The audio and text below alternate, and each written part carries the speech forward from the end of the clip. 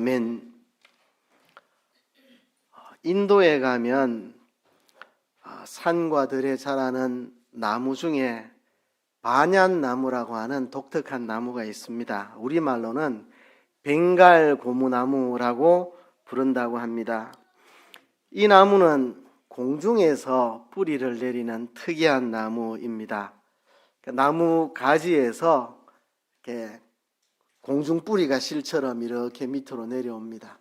내려오다가 땅에 닿으면 거기 뿌리를 내리고 그 실처럼 가느다란 공중 뿌리가 점점 굵어져서 큰 나무 기둥이 되고, 그래서 그 나무를 떠받치면서 거기서 또 다른 가지를 벌려가고, 또 거기서 벌어진 가지에서 공중 뿌리가 내려오고 그게 땅에 닿으면 뿌리를 내려서 자라면서 큰 또 기둥이 되고 또 가지가 벌고, 이렇게 한 나무가 계속 확장돼 나갑니다. 공중 뿌리를 가지에서 내려서 그게 기둥이 되고 또 가지가 뻗어나가고 또 거기서 실처럼 공중 뿌리가 내려와서 뿌리 내리면 그게 기둥이 돼서 가지를 벌고, 이렇게 큰 나무가 되는데요. 그야말로 거목이 됩니다. 보통 나무 한 그루에 이 직경이 400m나 되는 나무들이 많다고 합니다. 축구장 하나를 다 덮을 만한 그런 나무들이 된다는 거죠. 인도 캘커타 식물에 가면 그렇게 공중 뿌리를 내려가지고 생긴 기둥이 526개인 그런 반얀나무가 있다고 합니다. 한 그루의 나무가 526개의 기둥을 가지고 있는 어마어마한 나무, 그죠? 그런데 심지어 인도의 어느 산에 가면 그렇게 한 나무의 기둥이 3,000개가 되는 그런 어마어마한 반얀나무도 있다고 합니다. 웬만한 동산하라를 다 가득 덮어버리는 어마한 거목이 된 반얀나무, 이건 어떻습니까? 부럽습니까? 반얀나무처럼 되고 싶습니까? 반얀나무는 치명적인 문제가 있습니다. 무슨 문제가 있느냐? 그 한 그루가 동산을 다 덮으면 그늘져서 그 밑에는 풀 한 폭이 못 자란다는 겁니다. 자기 혼자 동산을 다 덮고 있고 그 밑에는 풀 한 폭이 자랄 수가 없다고 합니다. 또 하나의 문제가 있습니다. 그 나무가 죽으면 그 동산은 황폐화됩니다. 그 밑에 아무 식물도 못 자라니까. 그거 한 그루가 동산을 다 덮고 있는데 죽으면 그냥 다 황폐화되고 끝난다는 것입니다. 여러분, 이 반얀나무의 이야기는 우리 사회의 고질적인 병폐를 생각나게 해줍니다. 거목 신드롬, 거목이 되고 싶은 꿈. 아이들은 어릴 때 다 꿈을 가지죠. 내가 거목이 되고 싶다. 근데 막상 어른이 돼도 거목이 되지 않습니다. 그러면 이제 자식을 낳아가지고 내가 못 이룬 꿈, 내 자식을 거목으로 만들어야 되겠다. 그래서 너는 설거지도 하지 말고 방청소도 하지 말고 학원만 다녀서 공부 열심히 해서 좋은 학교 가서 좋은 직장 취직해서 너는 거목이 되라고 아이들을 거목으로 키우고 싶어 합니다. 엄마들은 자식을 거목으로 키우고 싶어서 안달하고 손에 물도 안 묻히고 살게 만들고, 아버지는 자식을 거목 만들려고 허리가 휘도록 돈을 벌어 나르고 이렇게 자식에게 사교육비를 어마어마하게 투자해서 자식을 거목으로 만들려고 합니다. 그런데 이게 나라를 망치는 망국병입니다. 이 거목 신드롬이 나라를 다 망칩니다. 이게 어제 오늘의 일이 아닙니다. 이 거목 신드롬은 조선시대부터 흘러나온 망국병입니다. 우리나라 정치, 경제, 사회, 문화 모든 부분을 발전하지 못하도록 가로막는 질병이 바로 이 거목 신드롬, 반얀나무 신드롬입니다. 큰 정치가 밑에 사람이 못 자랍니다. 큰 기업가 밑에 사람이 못 자랍니다. 큰 일을 하는 아버지 밑에 자녀들이 아버지에게 치여서 못 자라는 경우가 많이 있습니다. 사람들은 자기가 큰 인물이 되겠다고 하는데요, 이게 문제입니다. 제가 정치 이야기 잘 안 하는데 오늘 조금 해야 되겠습니다. 어떤 분들이 그런 지적을 하는데 제가 아주 동감을 합니다. 우리나라 정치판을 망친 게 86세대다 이런 말을 합니다. 여고 야고 뭐 진보고 보수고 상관없이 86세대들이 다 정계를 장악하고 있습니다. 자기들 마음대로 다 좌지우지하고 권세를 그 사람들이 다 쥐고 있습니다. 그 밑에서 사람이 못 자랍니다. 86세대들 자기들이 다 잡고 있고 장악하고 제멋대로 하고 나라를 똑바로 이끌어 가는 것도 아니면서 자기들이 다 좌지우지하고 그 밑에서 사람이 못 자란다는 겁니다. 그렇죠? 이게 문제입니다. 반얀나무 밑에서 다른 식물들이 못 자랍니다. 다른 식물들이 못 자라요. 지난번에 우리 그 가을 야유회 때 대원산에 갔잖아요. 거기 식물원이 있는데 가서 설명을 들었습니다. 우리가 다 같이. 열대 식물이 있는데 잎이 굉장히 넓습니다. 근데 그 사이에 구멍이 뽕뽕 나 있습니다. 왜 구멍이 나 있는지 아십니까? 그 사이로 햇빛이 들어와서 다른 식물들이 그 밑에서 자라도록 하려고 그 큰 잎을 가진 열대 식물의 잎에 중간에 구멍이 숭숭 뚫려 있는 겁니다. 설명하는데 참 마음에 감동이 되더라고요. 그렇게 해야 되는 거지. 반얀나무처럼 자기 혼자 온 동산을 다 뒤덮을 만큼 거목이 되었다가 그 밑에는 아무 식물도 못 자라고 다 죽어버리면, 그죠? 그 반얀나무 죽으면 그냥 황폐화됩니다. 우리 사회의 거목 신드롬이 그런 심각한 문제가 있습니다. 제가 겁없이 이 선배들을 비판하면 우리 교단의 목사님들도 1세대 1세대라는 말을 자꾸 하시면서 본인들이 큰 인물이 되려고 하고 후배들을 세우려고 안 하고 끝까지 붙잡고 있으려고 하는 것, 저는 그건 아니라고 생각합니다. 때가 되면 후배들을 잘 양성해서 나보다 더 좋은 후배들을 양성하고 그들을 세우고 그들을 나보다 훌륭한 사람 만들어 놓고 떠날 생각을 해야 되지, 내가 끝까지 다 붙잡고 있겠다는 생각, 그거는 교단을 망친 일이라고 저는 생각을 합니다. 감히 후배로서 제가 확신에 차서 이런 이야기를 합니다. 거목 밑에서 사람이 잘 못 자랍니다. 예수님의 제자가 되어서 살아간다는 것은 내가 거목이 되는 것을 꼭 가리키는 게 아닙니다. 우리가 거목이 되지 않더라도 세상을 변화시키고 세상에 영향을 미칠 수 있습니다. 우리가 예수님을 구주로 영접하는 순간 원턴 원치 않던 우리의 정체성은 세상을 변화시키는 사람입니다. 너희는 세상의 소금이니 너희는 세상의 빛이니, 우리는 세상의 소금으로 빛으로 세우심을 받은 사람입니다. 내가 세상에 영향을 미치고 세상을 변화시키는 삶을 살 것인가 말 것인가 내 선택사항이 아닙니다. 예수님을 구주로 믿는 순간 나는 세상의 빛으로 소금으로 세움을 받은 사람입니다. 얼마나 빛 역할을 더 잘하고 얼마나 소금 역할을 잘했느냐 못했느냐, 그건 내 선택이지만 내 정체성은 내 선택이 아닙니다. 예수 믿는 순간 나는 세상의 빛과 소금으로 세상을 변화시키고 세상에 영향 미치는 사람으로 세움을 받았습니다. 그럼 우리 어떻게 세상을 변화시킬 것인가? 내가 거목이 되어서 세상을 변화시키는 게 아니고 작지만 세상을 변화시키는 확실한 방법이 여기에 있습니다. 세상을 변화시키는 확실한 방법, 예수님의 방법입니다. 예수님의 방법. 여러분, 예수님이 이 땅에 오셔서 세상을 변화시키기 위해서 뭘 하셨습니까? 대통령이 되셨나요? 왕이 되셨나요? 국방부 장관이 되셨나요? 교육부 장관을 하셨나요? 무슨 거목이 되셨나요?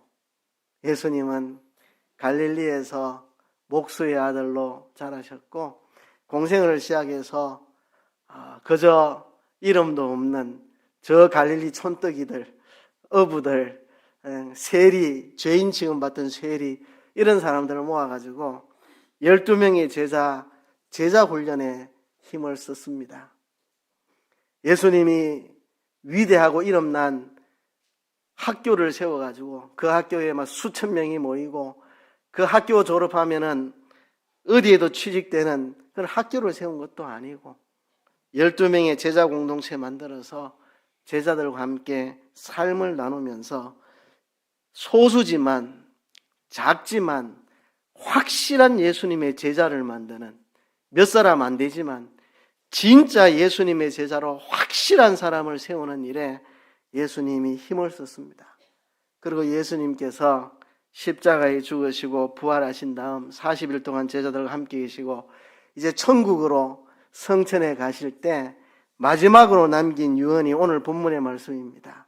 오늘 본문의 말씀, 예수께서 나와 일러 가라사대 하늘과 땅의 모든 권세를 내게 주셨으니 그러므로 너희는 가서 모든 족속으로 제자를 삼아 아버지와 아들과 성령의 이름으로 세례를 주고 내가 너희에게 분부한 모든 것을 가르쳐 지키게 하라.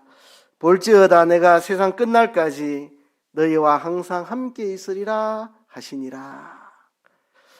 이게 예수님의 방법입니다. 예수님이 이렇게 사셨고 제자들에게 이렇게 하라고 명령하시고 천국으로 가셨습니다.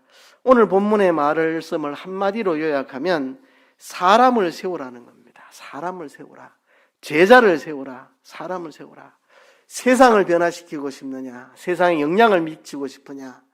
사람을 세우는 일에 생명을 걸라는 겁니다. 여러분들이 이 세상 떠나는 날 여러분의 자리가 비지 않도록 누군가 여러분의 뒷자리를 메울 수 있도록 사람 세우는 일을 하라. 그 명령입니다. 이게 하나님의 명령입니다. 예수님의 지상 명령입니다. 자, 촌실자 때는 지상 명령하길래 땅지자, 위상자, 땅 위에서 우리가 해야 될 명령을 하고 그렇게 알았는데 그게 아니고 지극히 높은 명령, 지극히 중요하고 지극히 큰 명령, 그걸 지상 명령, 지극히 높은 명령입니다. 그렇죠? 영어로 Great Commission, 최고의 명령, 최대의 명령, 가장 중요하고 의미 있고 가치 있는 명령, 예수님의 지상 명령. 너희는 가서 모든 족속으로 제자를 삼아 아버지와 아들과 성령의 이름으로 세례를 주고 내가 너희에게 분부한 모든 것을 가르쳐 지키게 하라. 이 명령입니다. 오늘 본문은 햄버거처럼 생겼습니다. 햄버거는 위에 뚜껑이 있고 아래 뚜껑이 있고 그 사이에 햄이 들어 있습니다. 오늘 본문도 위에 뚜껑, 아래 뚜껑이 있습니다. 위에 뚜껑은 하늘과 땅의 모든 권세를 내게 주셨으니 이게 햄버거의 윗뚜껑입니다. 그리고 마지막 아래 뚜껑은 볼지어다 내가 세상 끝날까지 너희와 항상 함께 있으리라. 이게 아래 뚜껑입니다. 이 햄버거의 윗뚜껑, 아래 뚜껑을 합치면 하늘과 땅의 모든 권세를 가진 내가 세상 끝날까지 너희와 항상 함께 있으리라는 약속입니다. 지상 최대의 약속입니다. 하늘과 땅의 권세를 다 가지고 계시는 예수님이 세상 끝날까지 나와 함께 계신다. 지상 최대의 약속입니다. 여러분, 예수님을 어떻게 알고 믿고 있습니까? 기독교라는 종교를 세운 종교 창설자, 교주가 아닙니다. 예수님은 하늘과 땅의 권세를 다 가지고 계시는 분입니다. 하늘과 땅의 권세를 다 가지고 계신 분. 지구축이 23.5도 기울어져 있는데요. 이게 조금 더 기울거나 좀 덜 기우면 우리는 다 타 죽거나 다 얼어 죽습니다. 이 기울기가 정확히 유지되기 때문에 우리가 타 죽지도 않고 얼어 죽지도 않는 겁니다. 이 지구의 축을 23.5도로 붙들고 계신 분이 예수님입니다. 하늘과 땅의 권세를 다 가지고 계시는 분. 그렇죠? 오늘도 해가 떴습니다. 내일 또 해가 뜰 겁니다. 그 해가 변함없이 뜨도록 이 우주를 붙잡고 계신 분이 예수님입니다.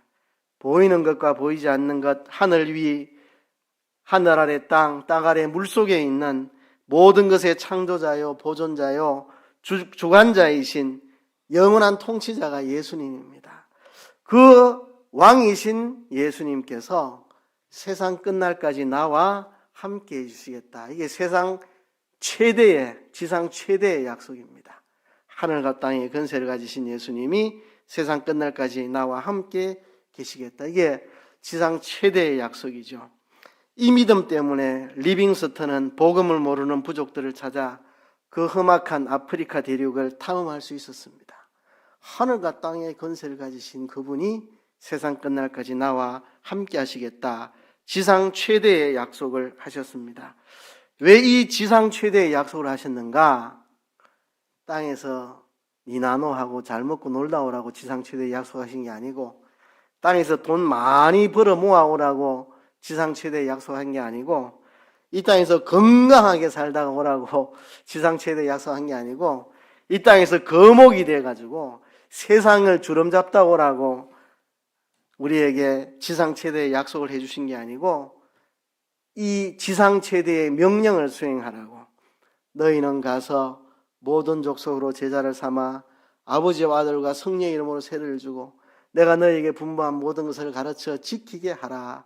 이 지상 최대의 명령을 실행하라고 지상 최대의 약속을 우리에게 해 주신 겁니다. 이 지상 최대의 명령이 뭡니까? 본문의 지상 최대의 명령에는 4가지가 나옵니다.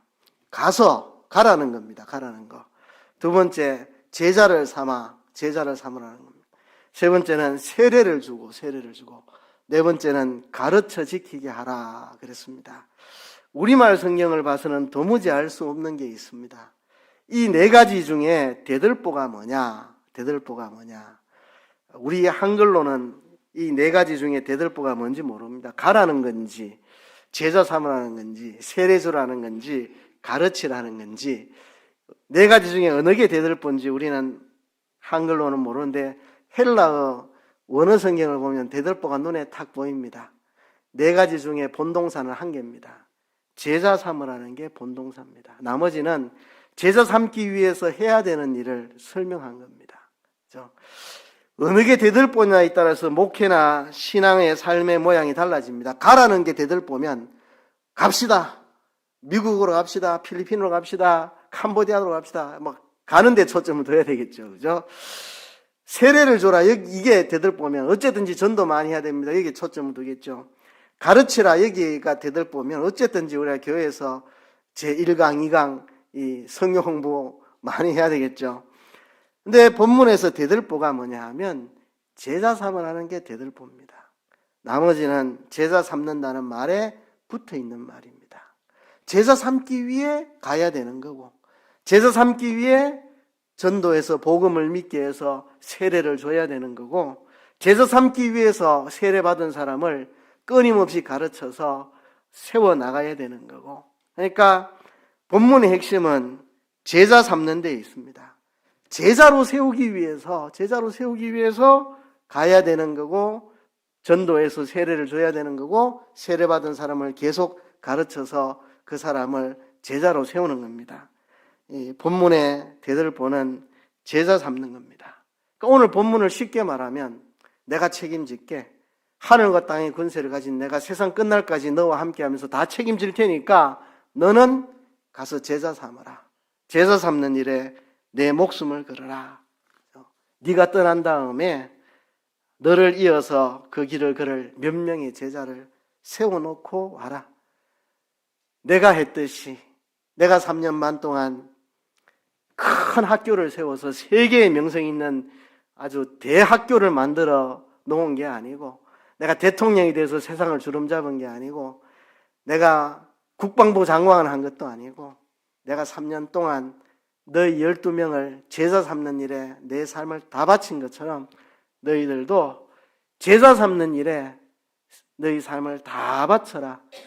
내가 너희가 제자 삼는 이 일을 위해서 하늘과 땅의 권세를 가진 내가 세상 끝날까지 함께 해주겠다는 약속을 하신 겁니다. 이 명령은 별난 새로운 명령이 아닙니다. 하나님의 창조 질서 속에 다 암시가 되어 있습니다. 창세기에 보면 모든 생명체는 같은 종류를 번식시키고 죽습니다. 여러분, 모기가 여러분들을 내 쫓아다니죠, 그죠? 여러분, 모기를 한번 생각해 보세요. 왜 그래 여러분 쫓아다니겠습니까? 여러분이 그만큼 좋아서요? 착각입니다, 착각. 여러분 좋아서 쫓아다니는 거 아닙니다. 모기가 여러분 쫓아다닐 때 목숨 걸고 쫓아다닙니다. 탁 치워가 잘못하면 죽어요. 목숨 걸고 여러분을 쫓아다니는 이유가 뭔지 압니까? 죽기 전에 자손을 퍼뜨리려고. 동물의 피를 빨아먹어야 2세대 모기를 생산할 수 있습니다. 여러분들이 피를 빨아먹어야 자녀 모기를 생산하고 죽을 수 있기 때문에 모기를 볼 때마다 부끄러워하십시오. 모기는 언제 내 손에 탁 쳐서 피 흘리고 죽을지 모르는데 목숨 걸고 내한테 달려드는 게 죽기 전에 다음 세대 제자들을 세워놓고 죽기 위해서 목숨 걸고 내한테 달려든다. 야, 부끄럽다. 나도 하늘과 땅의 권세를 가진 예수님이 세상 끝날까지 나와 함께 하겠다고 약속하시고 목숨 걸고 제자 세우는 일, 사람 세우는 일 하다가 오라고 하셨는데, 야, 모기 보기에 내가 참 부끄럽다. 앞으로 모기한테 물리면 반드시 그 생각을 하시기 바랍니다. 아브라함이 세계를 변화시키기 위해서 한 일이 뭡니까? 이삭을 낳아 그를 정말 믿음의 사람으로 세워놓은 것입니다. 모세가 기여한 큰 일 중에 하나가 뭡니까? 여호수아를 훌륭한 지도자로 세워놓고 죽은 겁니다. 만일 모세가 여호수아를 세우지 못하고 죽었으면 이스라엘의 역사가 어떻게 됐겠습니까? 모세 죽고 나서 엉망이 됐죠. 모세가 제자를 삼아서 똑바로 세웠습니다. 여호수아를 항상 곁에 데리고 다니면서 제자로 세웠습니다. 엘리야가 했던 큰 기여 중에 하나가 뭡니까? 엘리야를 다음 세대의 선자로 세운 겁니다. 바울이 했던 큰 기여가 뭡니까? 디모데와 디도 같은 정말 훌륭한 바울과 다를 바 없는 그런 신실한 지도들을 세워놓고 간 겁니다. 예수님이 이 세상을 떠날 때 12명의 제자를 세워놓고 떠났습니다. 여러분, 우리가 해야 할 일이 뭡니까? 내 자식이든 내 부서의 후배든 영적인 제자든 누구든지 간에 내가 사람을 세워놓고 주님 앞에 가는 거, 그게 우리가 이 땅에서 해야 될 가장 중요한 사명이고 예수님이 우리에게 마지막으로 부탁하신 지상 최대의 명령입니다. 이게 지상 최대의 지혜이기도 합니다. 예수님이 큰 학교 세워가지고 유명한 사람들 많이 모아 이름난 학교 만들어 놔봐야 얼마 못 갑니다. 그게 무슨 영향력이 있겠습니까? 그렇죠? 정말 복음을 위해서 목숨을 걸고 살아갈 12명의 제자를 세워놓은 거, 이게 가장 세상을 변화시키는 탁월한 방법입니다. 이게 지상 최대의 지혜입니다. 여러분, 예수님이 이 세상에서 큰 유명한 인물, 거목이 될 능력이 없어서 예수님이 안 그러셨겠습니까? 물 위로 걸어가시고 오병이어로 5,000명을 먹이고 12강조에 남게 하신 예수님이 마음먹으면 이 세상에 큰 인물 되는 거 못하셨겠습니까? 큰 위대한 학교 못 만들었겠습니까? 거기에 답이 있는 게 아니라는 걸 예수님은 아셨습니다. 12명의 제자 세우는 일, 완전히 삶을 다 걸고 3년 반 동안 하루 24시간 떠나지 않고 제자들과 함께 있으면서 제자들을 세우신 거죠. 그렇죠? 우리가 가정에서, 교회에서, 사회에서 해야 될 일이 사람 세우는 일입니다. 사람 세우기 위해서 구체적으로 실천해야 될 게 있는데요. 삶을 나누어야 합니다. 삶을 나눠야 됩니다. 여러분, 삶을 나누지 않으면 사람 세울 수가 없습니다. 학원에서 강의한다고 사람 세워지는 게 아닙니다.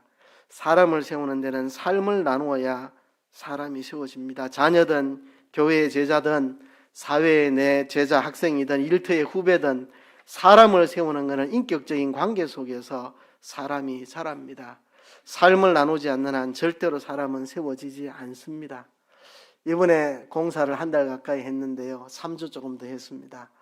그 공사 현장 책임자, 그냥 일만 한 게 아니고 그 사람하고 제가 삶을 나누었습니다.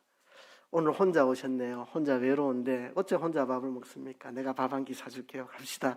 식당 가서 이야기 나누면서 그분의 어머니가 연세가 얼마가 되고 어디에 사시고 건강은 어떻고 신앙은 어떤 분이고 다 파악했습니다. 그분의 누님은 어떤 분이고 그분의 누님의 남편 어떤 분이고 제가 보고조사 다 했습니다. 왜 어머니는 신실한 권사님인데 자기는 교회를 왜 안 다니는지, 어떤 상처가 있는지 다 이야기 듣고 위로해주고 격려해주고 삶을 나누고 그 짧은 3주 얼마 동안에 그 보고조사 다 해가지고 관계를 깊이 맺었습니다. 그렇게 관계를 맺으니까 속 이야기 다 털어놓고 그의 아픔도 이야기하고 생각도 털어놓고 나도 내 생각을 이야기해주고 그 삶을 나눠야 사람이 변화가 됩니다. 그 현장 책임자의 매형되시는 분이 그 사장님입니다. 공사 끝나고 나서 저보고 식사 같이 꼭 하자고 한번 대접해 주겠다고 저보고 그러면서 몇 번이나 인사치레로 하는 말 아니고 진짜 대접하고 싶어 그러니 꼭 시간 날 때 한번 연락을 달라. 우리 부부 밥을 사주겠다. 그 사장님이 몇 번이나 이거 진짜 흘러가는 인사말이 아니고 진짜 대접하려고 한다고. 그 사장님 얼굴 두 번밖에 안 봤습니다. 공사 시작할 때 한번 보고 끝날 때 한번 보고. 근데 그분이 저보고 그렇게 꼭 한번 식사를 같이 하자고 뭔가 이 어떤 삶을 나눈 게 있으니까 그렇게 되는 거죠. 삶을 나눠야 사람을 세울 수 있습니다.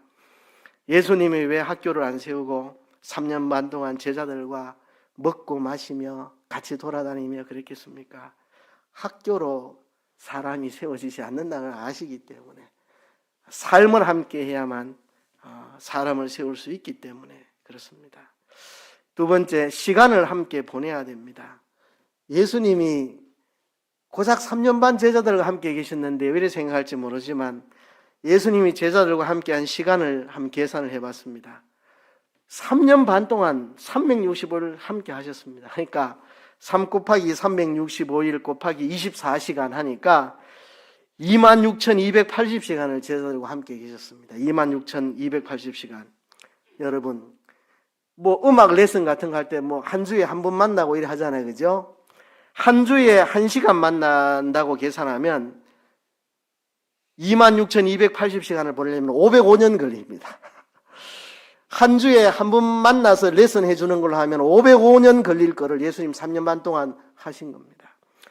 일주일에 한 번, 그럼 되게 자주 만나는 거죠. 일주일에 1시간씩만, 아니, 매일 1시간 만나는 거. 매일 1시간 만난다고 한다면 예수님이 3년 동안 함께한 시간을 보내려면 79년 걸립니다. 매일 1시간씩 79년 만나면 예수님이 3년 반 동안 제자들과 함께한 시간 됩니다. 예수님이 3년 반 동안 함께한 시간이 보통 시간이 아닙니다. 매일 1시간씩 교육해 주는 것을 79년 한 시간입니다. 시간을 예수님이 제자들과 함께 보내신 겁니다. 3년 반 동안 26,280시간을. 사람을 세우려면 시간을 함께 보내야 되는 겁니다. 그렇게 하지 않고는 사람을 세울 수가 없습니다. 우리는 전통적인 유교적인 이런 습관이 있어가지고 어른이 돼서 명령하고 지시하고 교육하고 이러면 그게 교육이 되는 것 같지만 천만에요. 삶을 나누어야 되고 시간을 같이 해야 사람이 세워지게 됩니다. 세 번째는 훈련을 해야 합니다. 훈련. 중국도 요새는 조금 달라졌지만 한 명밖에 못 낳게 법적으로 정해져 있었잖아요. 그래서 전부 왕자 공주를 키우는 이게 문제라는 거죠. 대만도 그렇고 우리나라도 만만치 않습니다. 전부 자식을 왕자 공주로 키우려고. 그래서 큰 인물이 안 나는 겁니다. 전부 짠챙이들. 학원 다니면서 공부 조금 잘해서 성적 좀 잘 나와서 약간 괜찮은데 취직해서 월급 조금 더 받는 거 그런 짠챙이들만 나오지 왕자 공주를 키우면 큰 인물이 안 나옵니다. 여러분, 곰 보고 우리가 미련곰탱이라 하잖아요. 곰들이 사람 보고 미련곰탱이라 합니다. 곰이 새끼를 어떻게 훈련시키는지 아십니까? 배가 고파 죽을 때까지 자식에게 고기 안 잡아줍니다. 어미가 고기 잡아가 자기 혼자 먹고 그냥 던져버립니다. 배고프면 지가 알아서 어미가 던진 그 물고기 쫓아가서 잡아먹습니다. 그러다가 조금 더 훈련되면 이제는 그것도 안 해줍니다. 지가 나가서 생물고기 잡도록. 곰도 그런 지혜가 있습니다. 자식을 스스로 해나갈 수 있도록 훈련시키는, 자식을 왕자 공주로 안 키우고 험한 세상을 살아갈 수 있도록 훈련시킵니다. 진짜 미련 곰탱이는 사람들이 진짜 미련 곰탱이입니다. 독수리가 새끼를 어떻게 훈련시킵니까? 아직 몸에 털도 다 안 난 그 새끼인데 그 둥지 밑에 털들이 많이 깔려 있어서 따뜻하잖아요. 툴툴 다 털어가지고 맨바닥 만들어 버립니다. 그 새끼의 피부가 갈라지고 아픔을 겪으면서 애가 강해지라고. 그리고 조금 더 크면 둥지에서 떨잡습니다. 흔들어가지고. 그 땅에 부딪히기 전에 내려가서 덩이 업고 다시 올라오고, 그렇게 반복하다 보면 살기 위해 몸부림치며 날개짓하며 날 수 있게 만드는 거. 독수리도 그걸 할 줄 아는데 왜 사람들은 자기 자녀들을 훈련시키지 않는지. 그죠? 참 왕자 공주를 키우면 진짜 짠챙이들, 아주 짠챙이들밖에 안 나옵니다. 제대로 훈련을 시켜야 거목이 됩니다. 거목. 그죠? 제가 청주교에 있을 때 십자가 종탑에 크리스마스 트리를 세우려고 꼭대기 올라갔거든요. 처음엔 제가 올라갔습니다. 30대 때.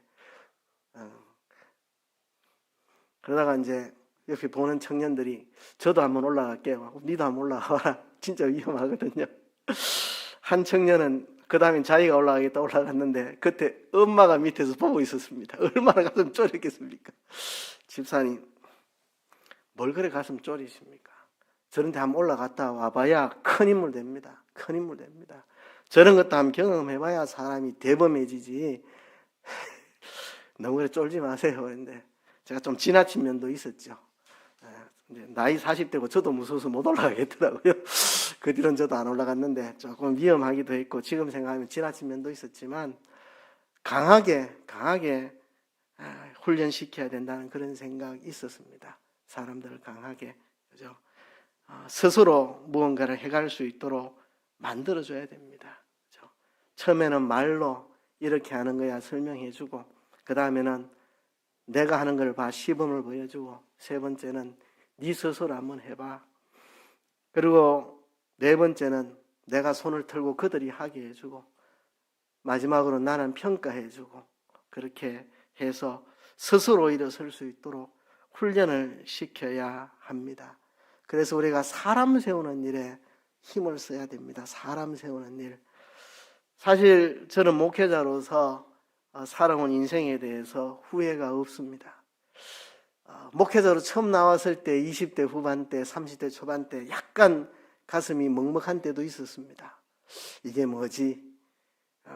같은 친구인데 그 친구는 같이 경북대학교 입학해가지고 졸업하고 대전에 거기 카이스트 이런 데 연구하는 데 들어가가지고 이제 20대 후반, 30대 초반 됐는데 가보니까 좋은 아파트에 고급 승용차 몰고 다니고 있고 나는 자전거 한 대밖에 없고 아무것도 없는 빈털털이, 야, 이게 뭐지? 이런 생각 한 적이 있는데요. 잠시 지나가는 생각이었습니다. 제가 늘 그런 생각하고 그때 있었던 건 아니고 참새가 머리 위로 지나가듯 그런 생각이 한 번씩 스치고 있는데, 인생을 살아보니까 사람 세우는 일을 한 게 제일 보람입니다. 돈 모아가지고 뭐 합니까? 저의 나이 이제 50세, 내년에 54인데요. 목회 14년 남았습니다. 28년 목회했고, 이제 은퇴하기 14년 남았습니다. 은퇴하고 나서 살면 얼마나 더 살겠습니까? 돈 가지고 뭐 하겠습니까? 자신에게 유산 물려줘갖고 뭐 하겠습니까? 아무런 도움 안 됩니다. 자신에게 유산 물려주는 거. 그죠? 사람 세우는데 내 삶을 썼고, 내가 조금이라도 돈이 있으면 내가 좋은 옷 입고 좋은 것 먹고 좋은 차 사고 하는데 안 쓰고 사람 세우는데 돈 다 썼고, 지금 생각하면 후회가 없습니다. 인생 보람되게 살았다. 미력하지만 사람 세우는 일에 힘을 썼고, 작은 돈이지만 사람 세우는 일에 다 썼고, 제 호요식 하는데 돈 쓴 거 하나도 없습니다. 좋은 옷, 좋은 차, 좋은 거 사고, 좋은 컴퓨터 사는데 돈 안 쓰고, 사람 세우는 일에 그냥 돈 다 부었습니다. 후회 없습니다. 그래서 예수님께서 지상명령으로 사람 세우는 일, 그거 하라고 우리에게 말씀하셨으니까. 여러분, 반얀나무는 거목이지만 그 밑에 사람이 자라지 못하고 식물이 자라지 못하고 죽으면 황폐화됩니다.